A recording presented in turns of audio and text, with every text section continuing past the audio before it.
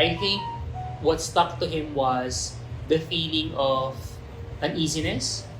Even though it was just a simple haircut, taking his brothers to the barber shop, it made him feel aware of himself, of his, obviously difference.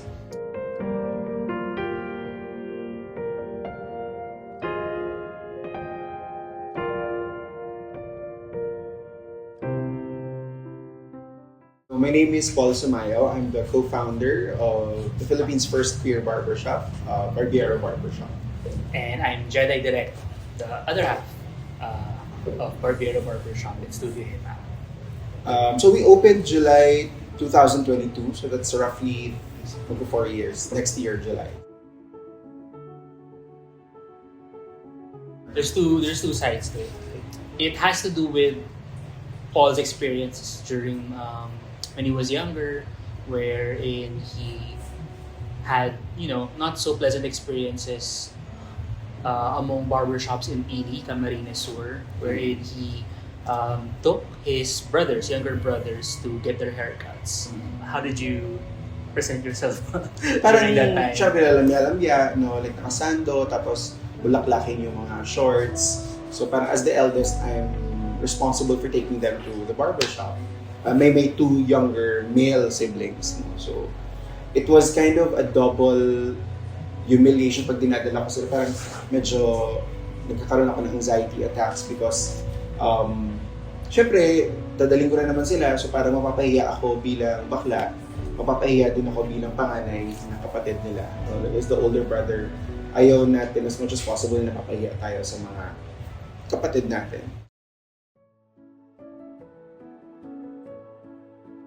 We met on Tinder, but initially, I knew of him before that. So parang yung nare-reason ko ba't ako nag-swipe.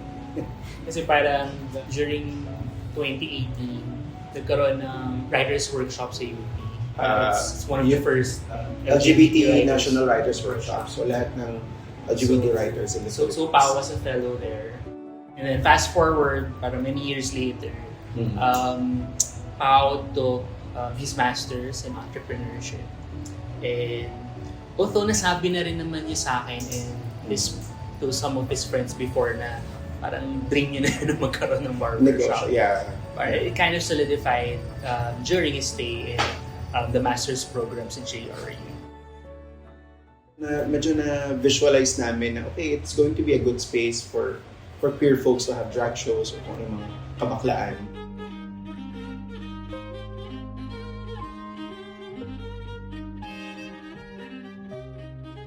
In 2022, syempre queer barbershop kami, no? And the barbers na kinakausap namin didn't quite understand it.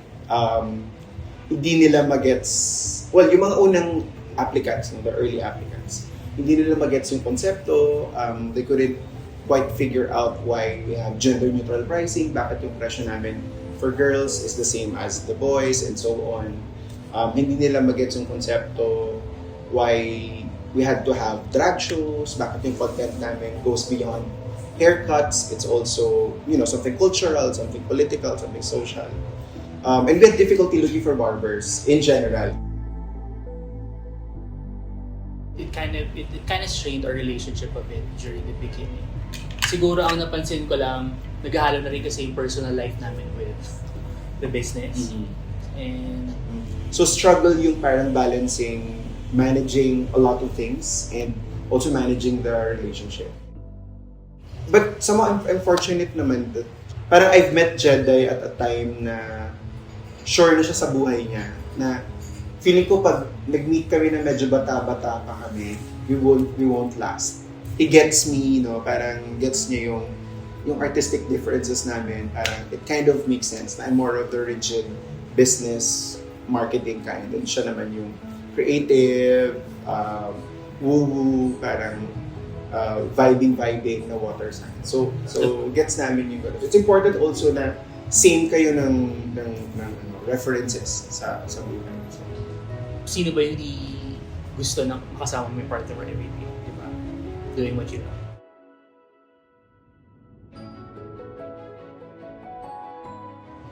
Just reminding ourselves why we do it in the first place. Kasi sometimes we forget it. especially itong mga allure features namin, hindi naman yan araw-araw. So parang most days, it's really just us coming to the shop, diba, opening and closing. Alam mo yun, the daily grind. Parang sometimes the reason why you do it gets lost or you tend to forget. And it's nice that we, are reminded by our customers or, these magazines that feature us, diba, that That what somehow, we do is, diba, means something to other people. and it's bigger than us, no? Parang even if nga we don't exist, just the brand existing, I think masasabi namin na it's really bigger than us. So parang yung mga maliliit na away namin, let's say late na kami nakarating sa office, or let's say hindi ko nadala yung pinapadala niya, parang napakaliit na lang niya compared sa how the brand really is giving meaning to other people. So yeah.